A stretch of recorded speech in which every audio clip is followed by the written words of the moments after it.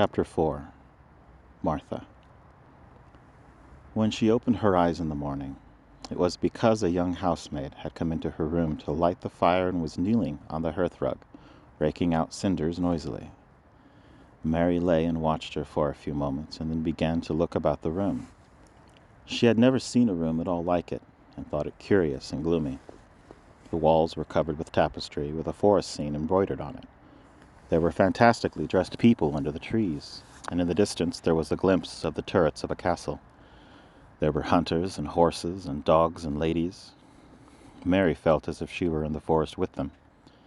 Out of a deep window she could see a great climbing stretch of land which seemed to have no trees on it, and to look rather like an endless, dull, purplish sea.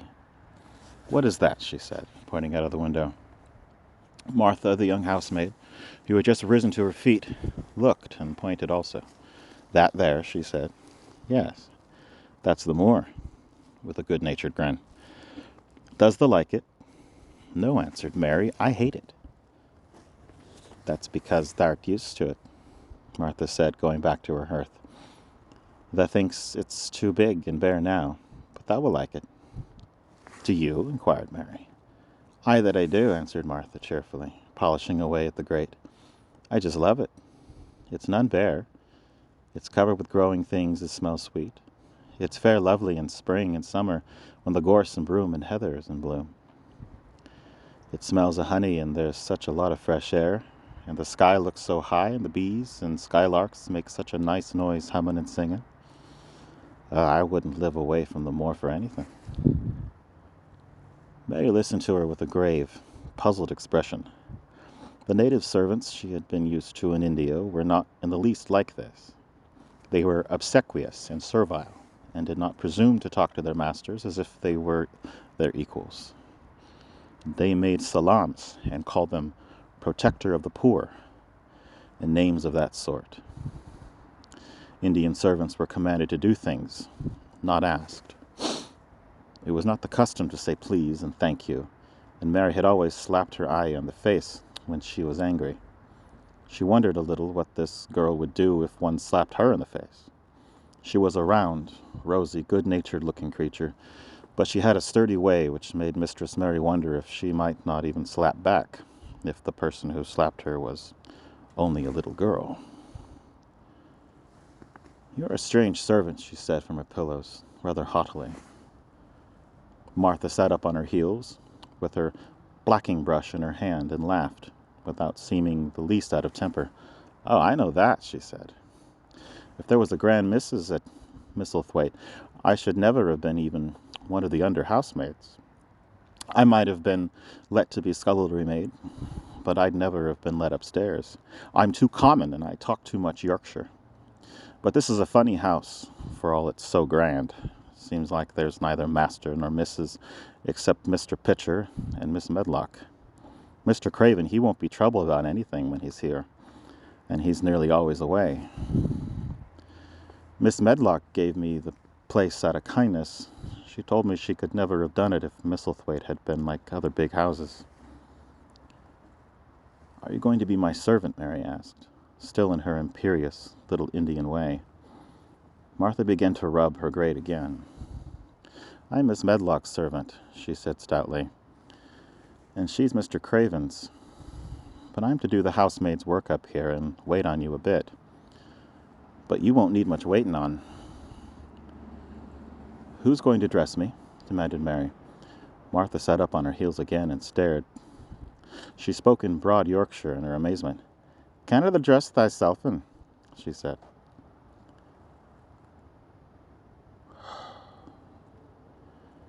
"What do you mean? I don't understand your language," said Mary. "Ah, I forgot," Martha said. "Miss Medlock told me I'd have to be careful or you wouldn't know what I was saying. I mean, can't you put on your own clothes?" "No," answered Mary, quite indignantly. "I never did in my life. My ayah dressed me, of course." "Well," said Martha, evidently not in the least aware that she was impudent. "It's time thou should learn. Thou cannot begin younger. It'll do thee good to wait on thyself a bit. My mother always said she couldn't see why grand people's children didn't turn out fair fools, what with nurses and being washed and dressed and looked out to walk as if they were puppies. "It isn't different in India," said Mistress Mary disdainfully. She could scarcely stand this. But Martha was not at all crushed. "I can see it's different," she answered, almost sympathetically. "I dare say it's because there's such a lot of blacks there instead of respectable white people. When I heard you was coming from India, I thought you was a black too." Mary sat up in bed, furious. "What?" she said. "What? You thought I was a native? You daughter of a pig." Martha stared and looked hot. "Who are you calling names?" she said. "You needn't be so vexed. That's not the way for a young lady to talk. I've nothing against the blacks. When you read about 'em in tracts, they're always very religious. You always read as a black's a man and a brother.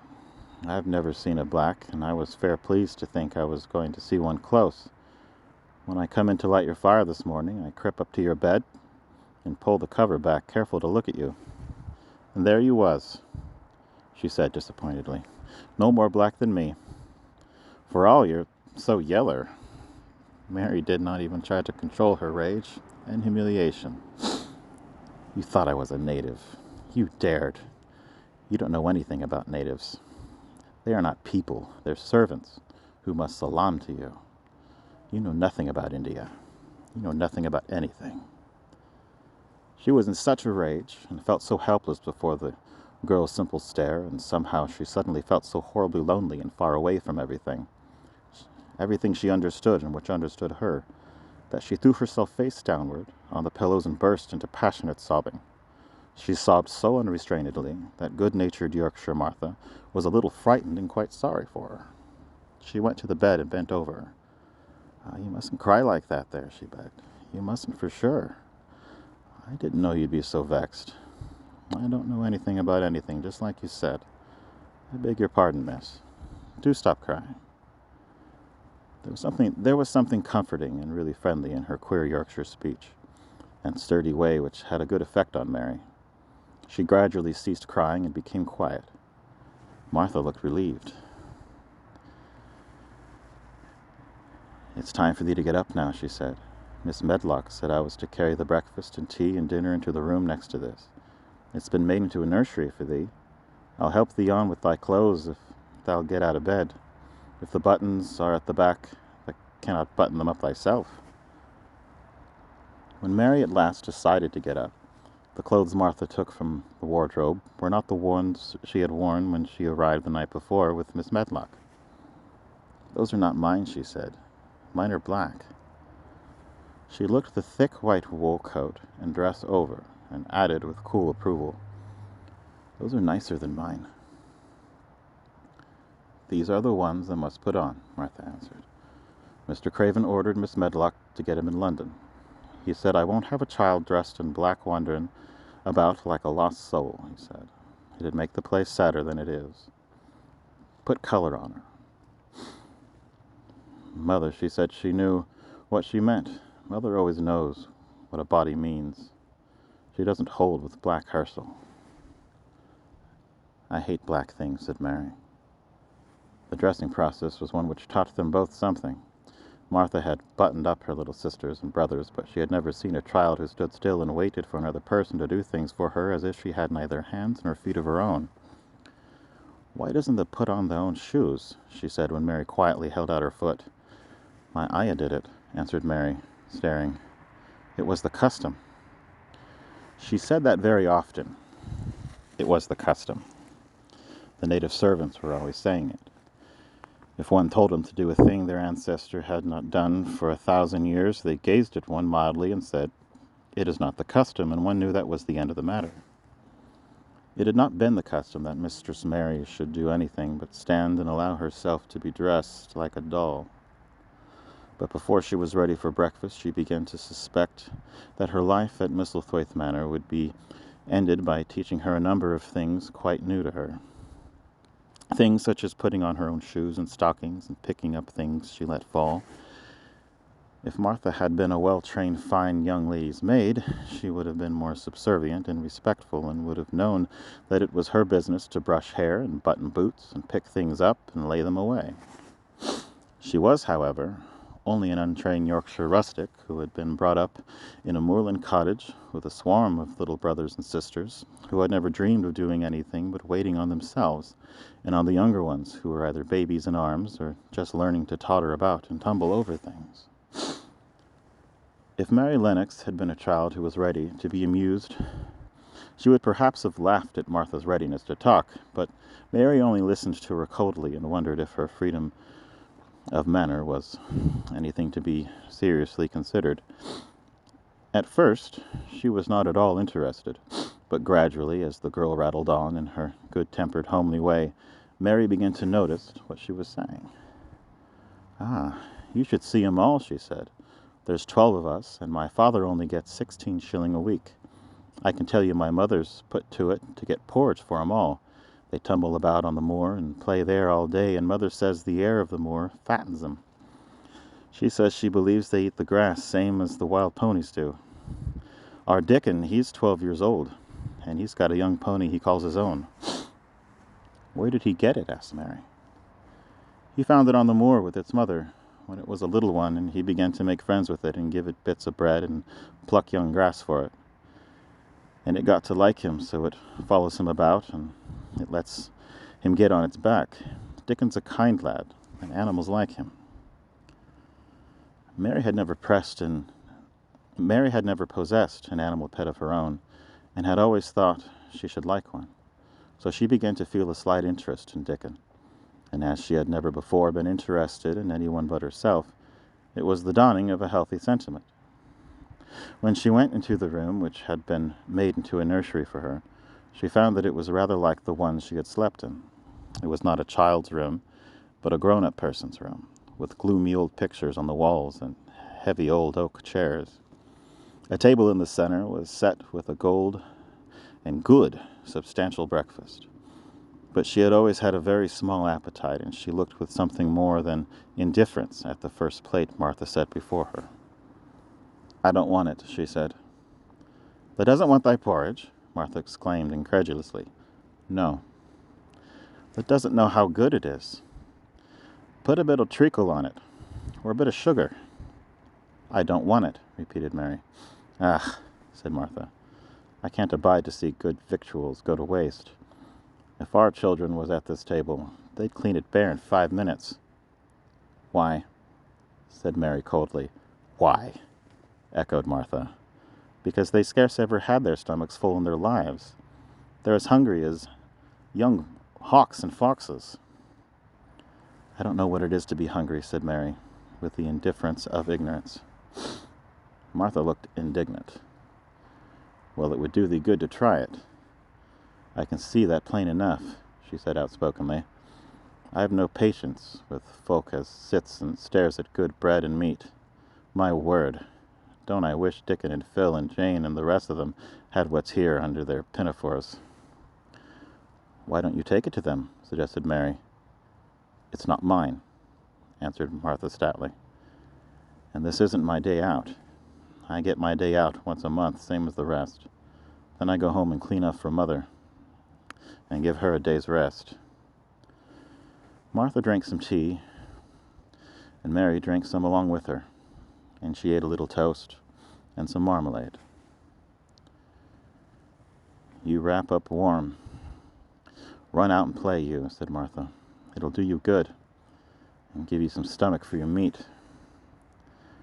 Mary went to the window. There were gardens and paths and big trees, but everything looked dull and wintry. "Out? Why should I go out on a day like this?" "Well, if it doesn't go out, that'll have to stay in. And what has they got to do?" Mary glanced about her. There was nothing to do. When Miss Medlock had prepared the nursery, she had not thought of amusement. Perhaps it would be better to go and see what the gardens were like. "Who will go with me?" she inquired. Martha stared. "You'll go by yourself," she answered. "You'll have to learn to play like other children do when they haven't got sisters and brothers. Our Dickon goes off on the moor by himself and plays for hours. That's how he made friends with the pony. He's got sheep on the moor that knows him, and birds as come and eats out of his hand. However, little there is to eat, and he always saves a bit of his bread to coax his pets. It was really this mention of Dickon which made Mary decide to go out, though she was not aware of it. There would be birds outside, though there would not be ponies or sheep. They would be different from the birds in India, and it might amuse her to look at them. Martha found her coat and hat for her, and a pair of stout little boots, and she showed her her way downstairs. "If it goes around that way, he'll come to the gardens," she said, pointing to a gate in a wall of shrubbery. "There's lots of flowers in summertime, but there's nothing bloomin' now." She seemed to hesitate a second before she added, "One of the gardens is locked up.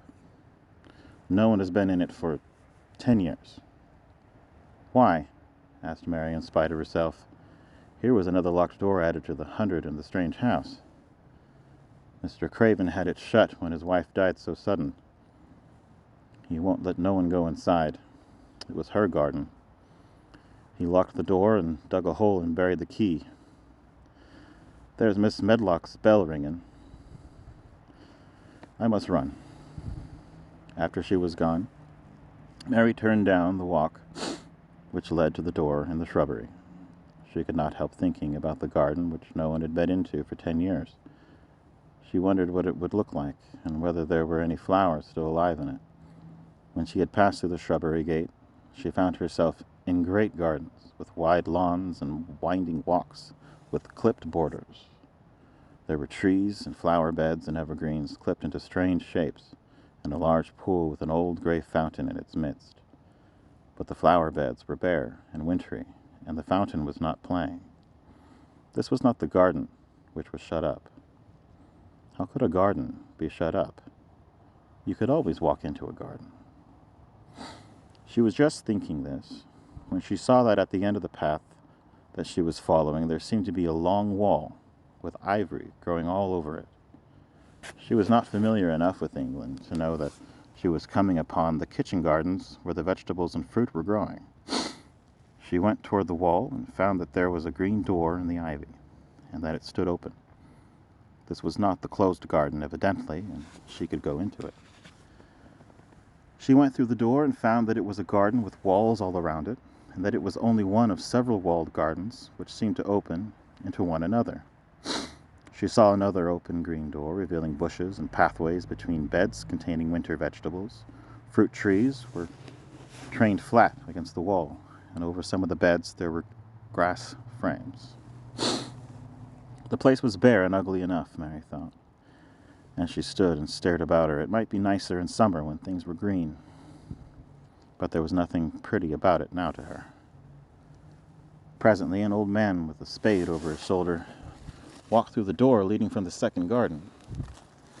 He looked startled when he saw Mary, and then touched his cap. He had a surly old face, and did not seem at all pleased to see her. But then she was displeased with his garden, and wore her quite contrary expression, and certainly did not seem at all pleased to see him. "What is this place?" she asked. "One of the kitchen gardens," he answered. "What is that?" said Mary, pointing through the other green door. "That there." "Another of 'em," he said, rather tersely. "And there's another on the other side of the wall, and there's the orchard on the other side of that." "Can I go in them?" asked Mary. "If the likes, but there's not much to see." Mary made no response. She went down the path and through the second green door. There she found more walls and winter vegetables and more glass frames, but in the second wall there was another green door, and it was not open. Perhaps it led into the garden which no one had seen for 10 years. As she was not at all a timid child and always did what she wanted to do, Mary went to the green door and turned the handle. She hoped the door would not open, because she wanted to be sure she had found the mysterious garden. But it opened quite easily, and she walked through it, finding herself in an orchard. There were walls all around it, and trees trained against them also. and there were bare fruit trees growing in the winter-brown grass, but there was no green door to be seen anywhere. Mary looked for it, and yet when she had entered the upper end of the garden, she had noticed that the wall did not seem to end with the orchard, but to extend beyond it as if it enclosed a place at the other side. She could see the tops of trees above the wall, and when she stood still, she saw a bird with a bright red breast sitting on the topmost branch of one of them, and suddenly she saw it burst into winter song, almost as if he had caught sight of her and was calling to her. She stopped and listened to him, and somehow his cheerful, friendly little whistle gave her a pleased feeling. Even a disagreeable little girl may be lonely, and the big closed house and big bare moor and big bare gardens had made this one feel as if there was no one left in the world but herself. If she had been an affectionate child who had been used to being loved, she would have broken her heart. But even though she was Mistress Mary quite contrary, she was desolate, and the bright-breasted little bird brought a look into her sour little face, which was almost a smile. She listened to him until he flew away. He was not like an Indian bird, and she liked him and wondered if she could ever see him again. Perhaps he lived in the mysterious garden and knew all about it. Perhaps it was because she had nothing whatever to do that she thought so much of the deserted garden. She was curious about it and wanted to see what it was like inside. Why had Mr. Archibald Craven buried the key? If he had liked his wife so much, why did he hate her garden? She wondered if she should ever see him, but she knew that if she did, she would not like him, and he would not like her, and that she should only stand and stare at him and say nothing, though she should be wanting dreadfully to ask him why he had done such a queer thing. People never like me, and I never like people, she thought, and I never can talk as the Crawford children could. They were always talking and laughing and making noises. She thought of the robin or of the way he seemed to sing his song at her, and as she remembered the treetop, she stopped rather suddenly on the path. I believe that tree was in the secret garden. I feel sure it was, she said.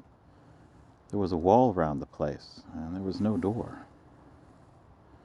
She walked back into the first kitchen garden she had entered, and found the old man digging there.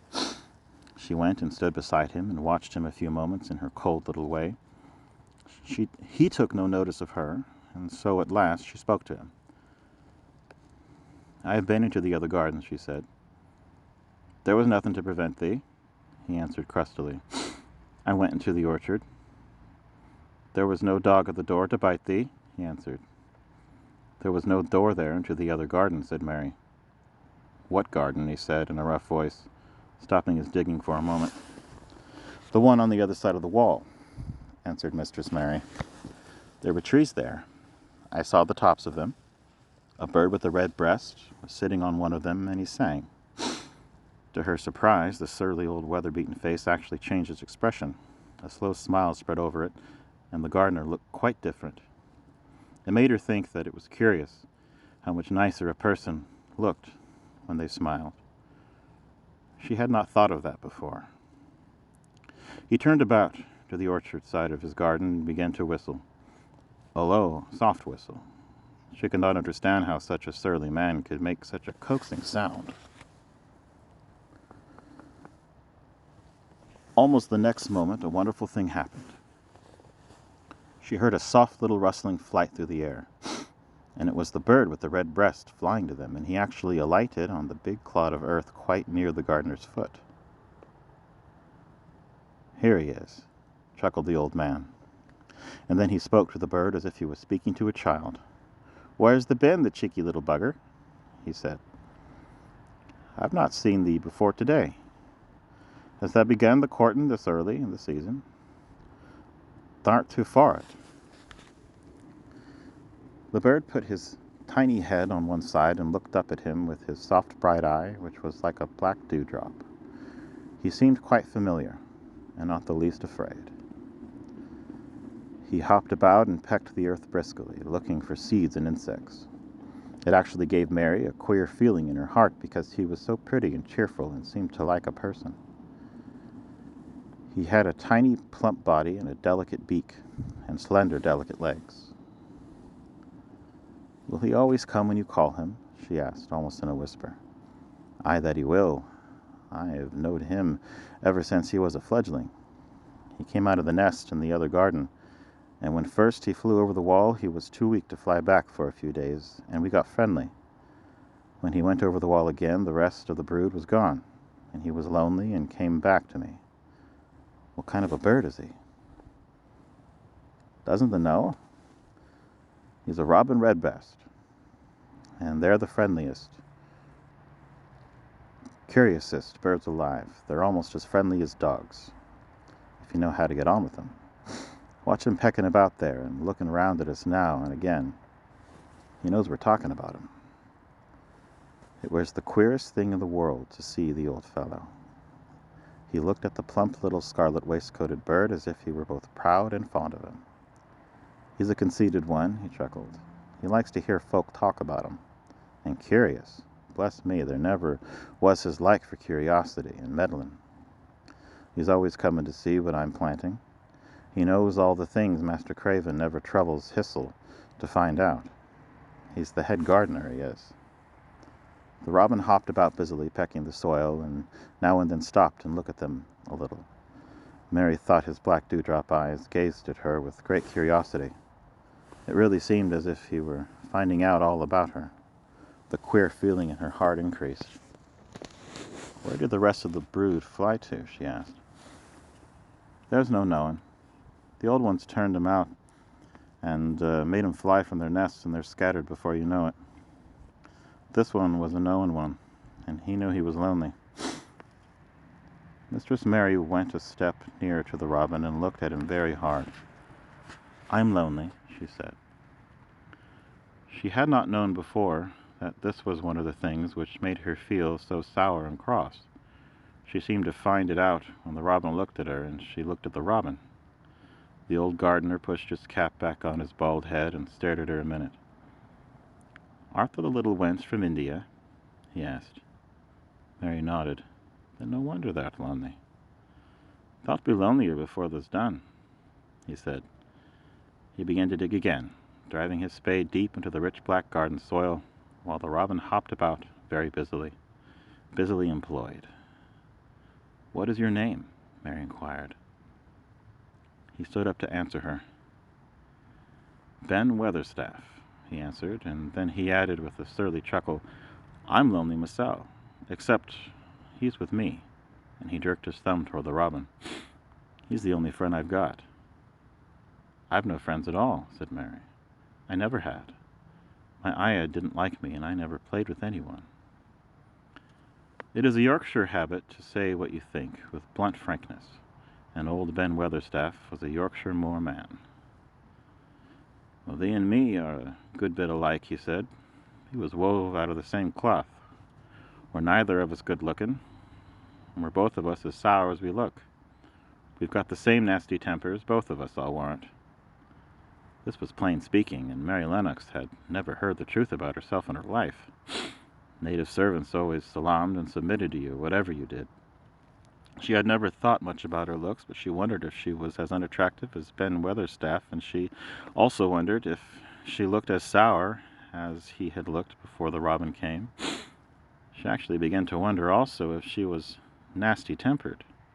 She felt uncomfortable. Suddenly a clear rippling little sound broke near her, and she turned around.